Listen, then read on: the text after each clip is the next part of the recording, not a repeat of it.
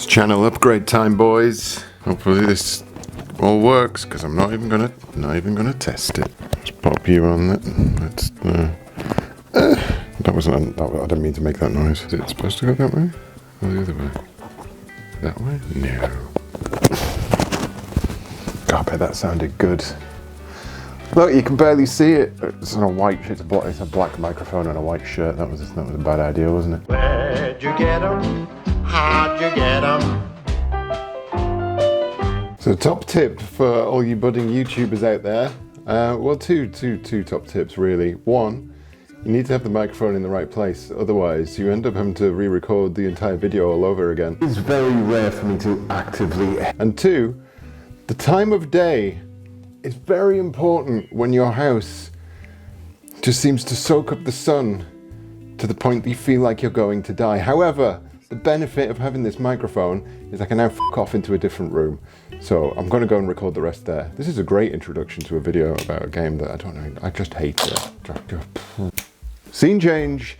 It might not seem like it, right? But it's very rare for me to actively hate a game outright. I know I put on a big show and dance about all the garbage in games, but consider that an affected character for the sake of comedy.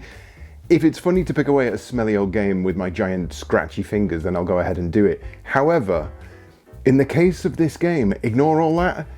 I just hate it. This is truly one of the worst games I've ever had the misfortune of coming across. And the thing that really annoys me more than anything else, this was one of the games that Codemasters always seemed to be pushing in the inlay to other games. I kept seeing this big, beautiful cartoony artwork, and I coveted the game, essentially. What kid wouldn't look at that and see a fantastical cartoon adventure ahead of them? I wanted this game more than anything, but I just never seemed to get around to owning it. And so now, I come at it 30 plus years in the future, and I know it's not gonna have the same effect on me now as it would have when I was a kid, but my God, if we want to talk about first impressions being the most important thing, then I think we just need to consider this for a moment. Here is the artwork for Bigfoot. I'm sure you hear this all the time, but you have the most beautiful eyes I have ever seen. Here is the menu screen. What fresh hell is this? If that isn't swapping diamond-encrusted gold bars for vomit-soaked parsnips, then I don't know what is. Excuse me? Get your butt out of my shot. Unlike the previous game I reviewed, Riddler's Den, where you had to read the manual and try to work out what on earth you were supposed to be doing, Bigfoot kind of does the opposite. It literally just tells you what you need to do, step by step. That shows an incredible lack of faith in not just the player, but the player's ability to read the game you've put in front of them, which is no great surprise when your game looks like this. What on earth is going on here? What am I looking at? I think I'm going to be sick. Is this a doorway? No, it's a wall. Is this a ledge? Oh, it apparently is. What is killing? What is happening? It's quite a fundamental flaw when the game specifically outlines exactly what your goal is, but actually working out just what the hell is happening on screen at any given moment is completely outside the realms of what one would consider readable in any way. This is a visual mess, an absolute peppering of eye noise that just has me constantly asking, what? The controls, if you can actually read the controls menu, because look at it, are standard QAOP affair with space to use things.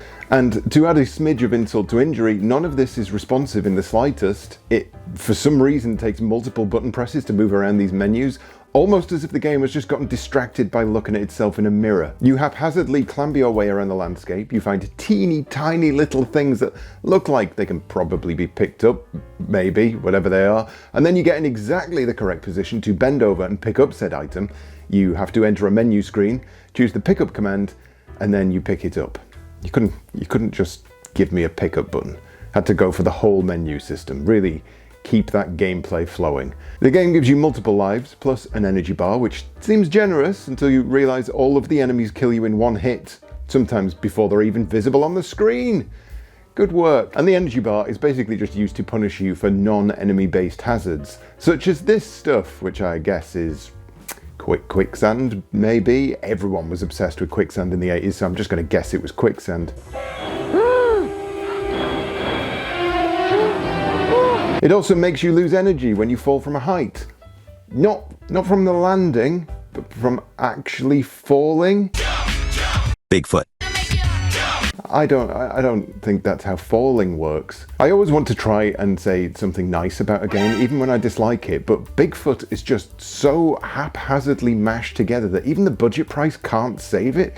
And it's no surprise to see the scores at the time were exceptionally middling, ranging from 47% to 59%, and with none of them actually saying anything good. So how they even reached that percentage is just a mystery all in itself. Like Bigfoot. I suspect the game was consistently tuned into a high difficulty because it's not particularly big, spanning just 20 odd screens. It relies on everyone's favourite bullshit tactic of limiting inventory space and having you traipse backwards and forwards for a shopping list of garbage that it specifically outlines in its own blurb. It just feels quite miserable, doesn't it? Like they just gave up trying to give the player a meaningful experience. Normally my videos are longer than this because I can take what's good or what's bad and analyse little bits and pieces, really hone in on the nitty-gritty. But there is almost nothing here. It is a black hole of fun. And so for the first time in quite a long time, I think I've actually found a game that could well be completely irredeemable. Ugly, unplayable, unreadable. A video game that is basically the complete dearth of what you would want from a video game. And I do wonder if anyone had this when they were younger and fell in love with it because it was one of the few games they had. Because I know I've done that personally. You grow attached to a dry cat turd if it was one of the 3 things in your toy box. But my God, this is truly awful. And I say that with absolutely no humour. I would rather eat my own teeth than ever play this again. Right, no, fuck it. I'm gonna give it another go. I might be wrong. Bruh. Bruh. Bruh. Bruh. Oh, fuck off, it's shite.